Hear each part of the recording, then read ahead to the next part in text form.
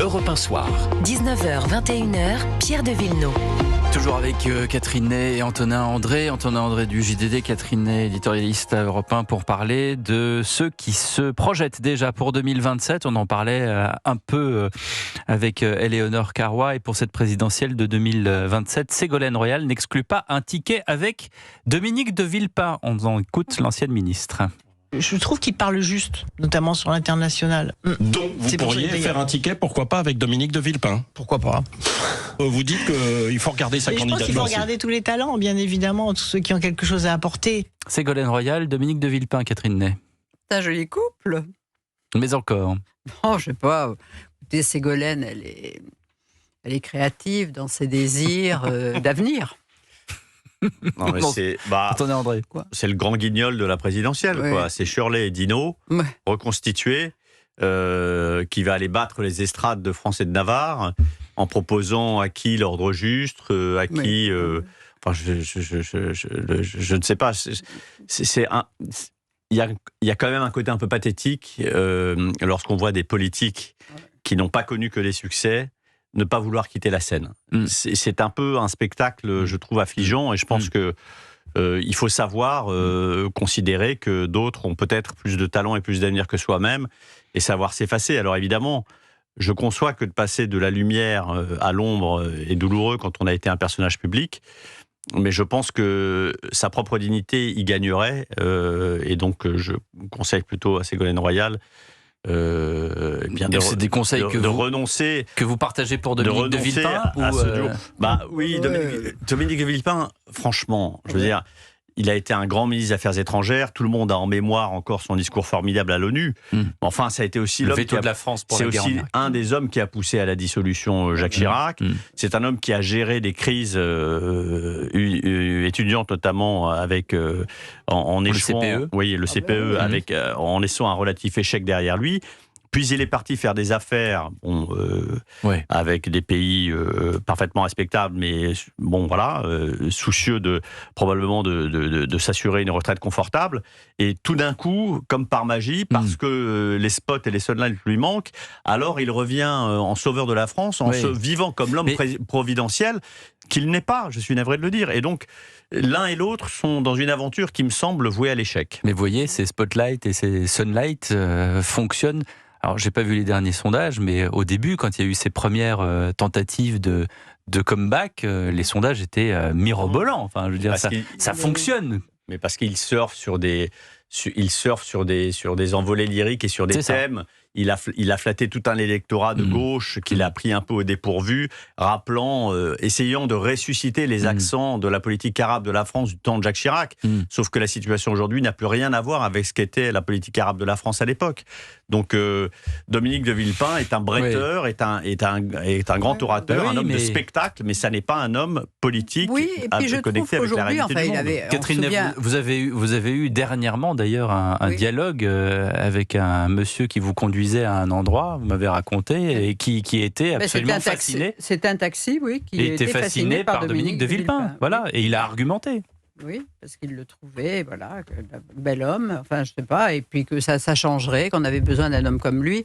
Enfin moi on l'a connu comme Premier ministre, ceux qui l'ont connu pensent qu'il est peut-être pas fait pour le commandement des hommes, parce que c'est un homme seul qui a des foucades, et je me souviens quand il était à l'Élysée et qu'il faisait des réunions sur ce qu'il fallait faire, alors il faisait des envolées lyriques extraordinaires, et après Jacques Chirac disait vous allez faire ce qu'il va faire, et on essayait de traduire son propos en proposition, et c'était difficile. C'était difficile.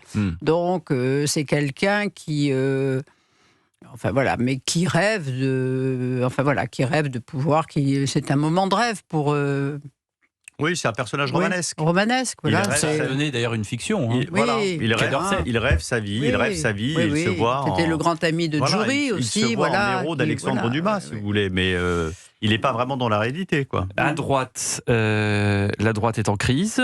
Laurent Wauquiez d'un côté, Bruno Retailleau de l'autre. Écoutez ce que disait ce matin sur Europe 1 notre confrère Alexis Brézet du Figaro. On écoute Alexis Brézet qui était donc dans son billet ce matin sur Europe 1.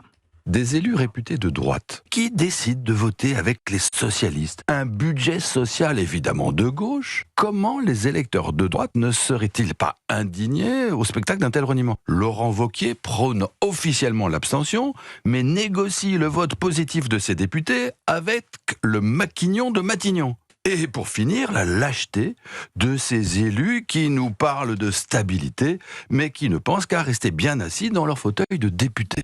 On parlait de la fin de l'aventure Brandt. C'est peut-être pas la fin de l'aventure des Républicains, mais en attendant, avec deux chefs, ça va être difficile. Attendez, André. Oui, là, la situation est très compliquée pour eux. Laurent Wauquiez est quand même un homme qui a une force indéniable. Il n'est jamais mort.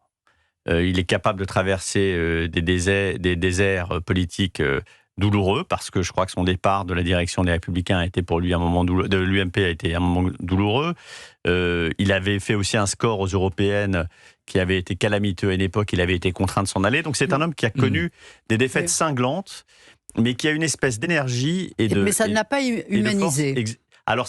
Voilà. Ça ne l'a pas humanisé, je ne le connais peut-être pas aussi bien que vous, mais en tout cas, son ressort politique n'est pas brisé et il considère aujourd'hui que, n'en déplaise à Alexis Brézé, il considère lui qu'il a limité la casse.